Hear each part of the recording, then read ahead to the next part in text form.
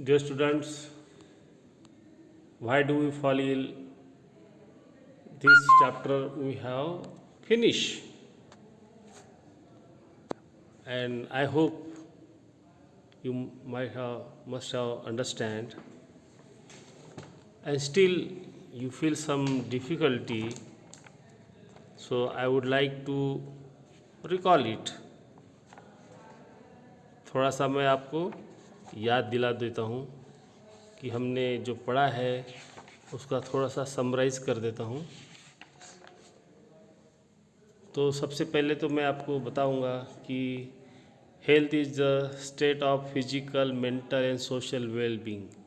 इसका मतलब ये है कि जो हमारी हेल्थ है, हेल्थ का एक व्यापक पैमाना है जिसके अंदर शारीरिक, फिजिकल का मतलब शारीरिक अच्छा होना, मेंटल मतलब दिमागी हालत पे अच्छा होना, और सोशल सामाजिक दृष्टि से अच्छा होना। तो ये व्यापक डेफिनेशन जिसको हम हेल्थ की बोलेंगे, the health of individual is depend on his her physical surrounding and his her economic status. तो जो हमारी हेल्थ जो है, हमारे जो इंडिविजुअल है हमारे ऊपर ही निर्भर करता है, और हमारी आसपास की जो सराउंडिंग है, हम जहाँ रहते हैं, हमारा पड़ोस है, तो इसके ऊपर डिपेंड है। और साथ साथ हमारी इकोनॉमिक कंडीशन के ऊपर, मतलब इकोनॉमिक कंडीशन मतलब पैसा है, हम तो हम अच्छे घर में रह सकते हैं और पौष्टिक आहार का ग्रहण कर सकते हैं, तो हमारा स्वास्थ्य अच्छा बना रह सकता है। अगर हमारे सराउंडिंग अच्छा नहीं है, चाहे हम अकेले अच्छा रहने की कोशिश करते हैं, तो ऐसा हो नहीं सकता, क्योंकि हमारे आसपास का एरिया भी साफ़ सुथरा स्वच्छ होना चाहिए।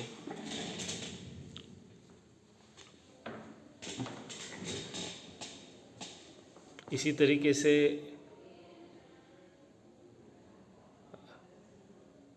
हम फिजिकली फिट रहने के लिए एक्सरसाइज करेंगे, बढ़िया न्यूट्रिशन लेंगे, और न्यूट्रिशन लेने के पास में हमारा घर का कंडीशन भी अच्छा रहेगा, तो हम स्वस्थ रह सकते हैं।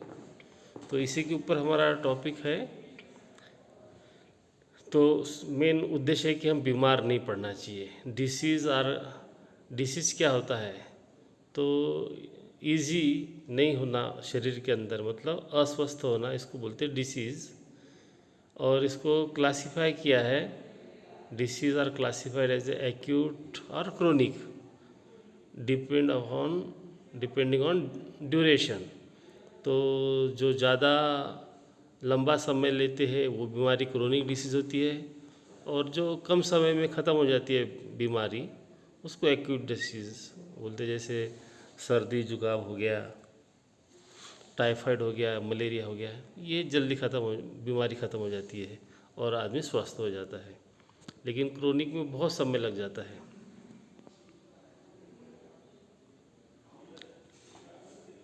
अभी डिसीज़ की वजह क्या हो सकती है? तो डिसीज़ में बी ड्यू टू इन्फेक्शियस और नॉन इन्फेक्शियस कॉज। तो हमने ये कॉज है बीमारी का, दूसरे भी कारण है कंट्रीब्यूटरी, लेकिन मेन कारण जिसको हम बोलते हैं इमीडिएट कॉज, इन्फेक्शियस और नॉन इन्फेक्शियस। तो नॉन इन्फेक्शियस तो वो फैलता नहीं है, उसकी ज़्यादा चिंता करने की ज़रूरत नहीं है। चिंता होती है जो बीमारी एक दूसरे से फैलती है, इन्फेक्शियस डिसीज़। जो इन्फेक्शियस एजेंट होते हैं बैक्टीरिया, वायरस, प्रोटोज़ा, वॉर्म्स, तो ये सब कैटेगरीज है ऑर्गेनिज्म की।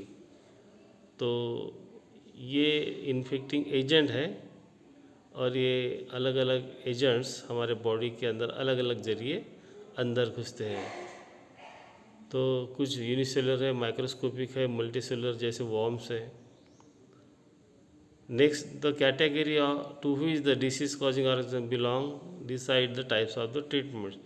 तो अगर हमारे बॉडी के अंदर, शरीर के अंदर इन्फेक्शन में कौन सा कैटेगरी का ऑर्गेनिज्म गया हुआ है, तो उसका उस तरीके से ट्रीटमेंट करने में हमको आसान हो जाता है।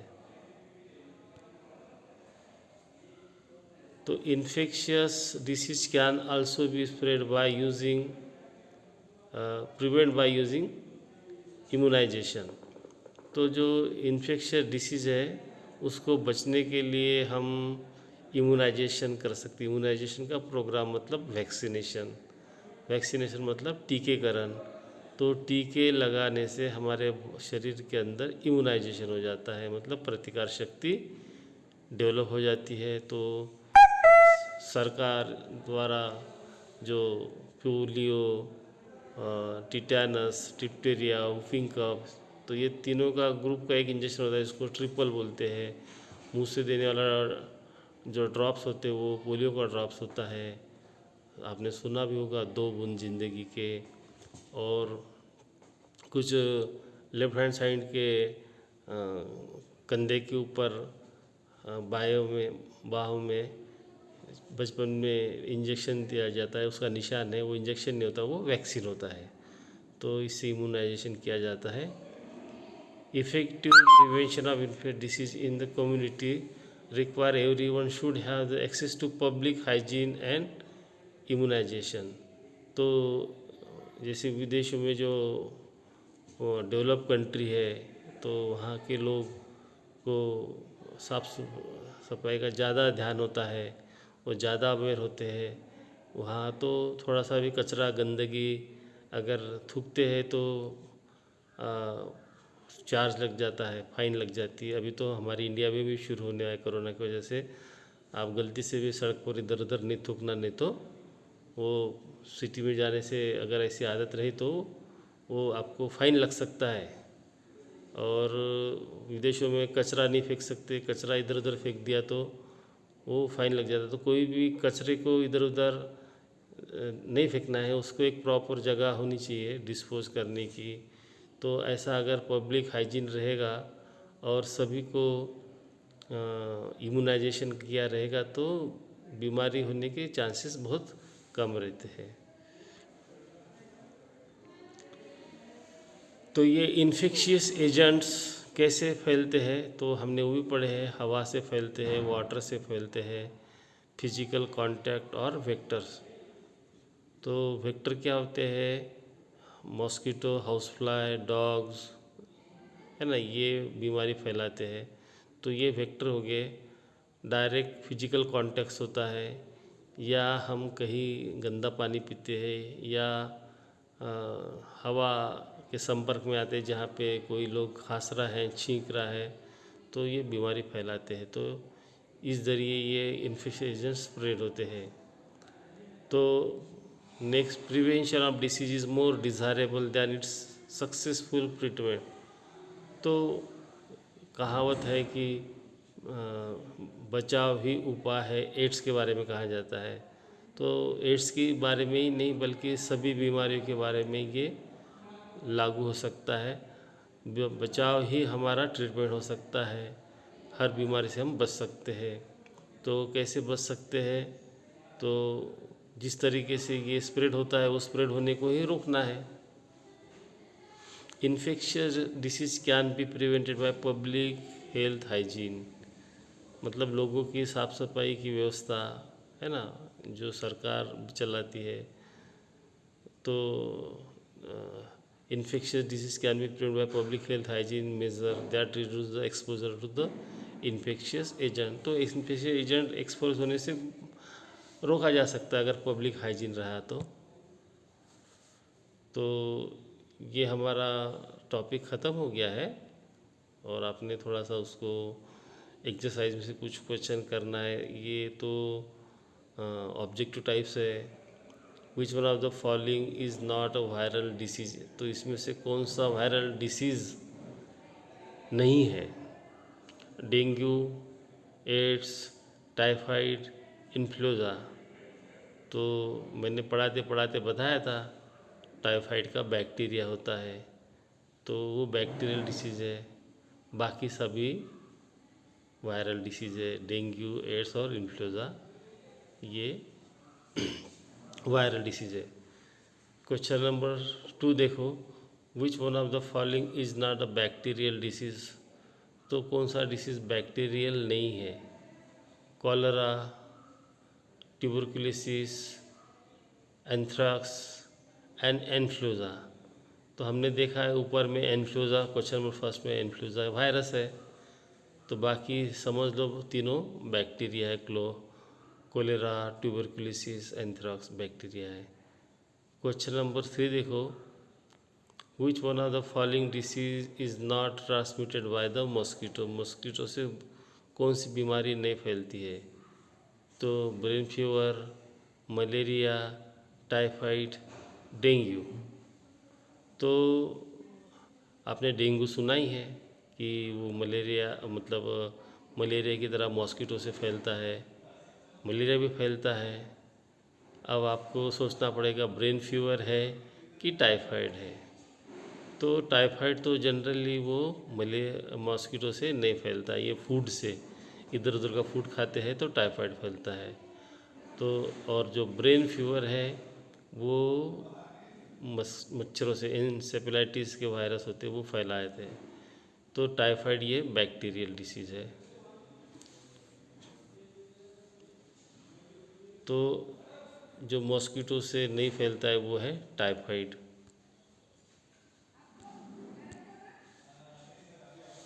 क्वेश्चन नंबर 4 देखिए, which one of the following disease is cause by the bacteria. कौन सा डिसीज़ बैक्टीरिया से होता है? तो टाइफाइड के बारे में अभी बताया मैंने, एंथ्राक्स, ट्यूबरकुलोसिस और मलेरिया। तो ये ऊपर के 3 जो है बैक्टीरिया है ना। टाइफाइड जो है बैक्टीरिया से फैलता है।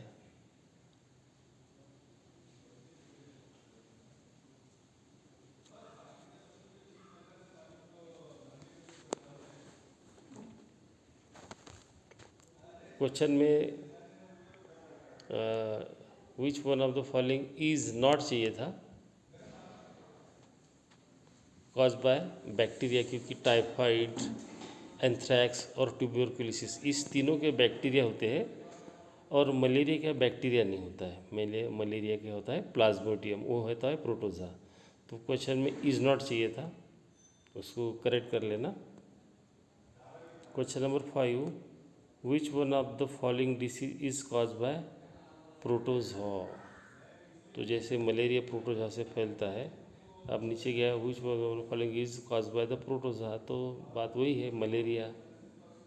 इन्फ्लुएंजा नहीं है, एड्स नहीं है, कॉलरा बैक्टीरिया से फैलता है, एड्स इन्फ्लुएंजा वायरस से फैलता है और मलेरिया प्रोटोजोआ से। Question number 6, which of the following has a long term effect on the health of the an individual. तो किसका ज़्यादा इफेक्ट हो सकता है सेहत के ऊपर? Common cold, chicken pox, chewing, potato, trace. तो इसमें से कौन सा बीमारी जो ज़्यादा दिन तक के हमारे ज़्यादा लॉन्ग टर्म में इफेक्ट करता है? तो हम ट्रेस के बारे में कैसे, अगर कोई ट्रेस में रहता है, चिंताग्रस्त रहता है, तो वो ज़्यादा दिन तक के बीमार रह सकता है। शॉर्ट आंसर क्वेश्चन में देखिए,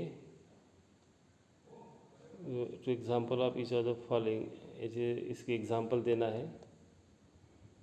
एक्यूट डिसीज़ जो जल्दी ख़त्म होने वाले डिसीज़, उसके एग्जाम्पल बताना है।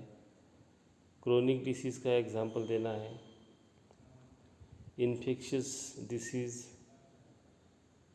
उसका नाम बताना है। नॉन इन्फेक्शियस डिसीज़ का नाम बताना है। तो ये जो बताया गया मैंने उसमें से ही ये मिल जाएगा।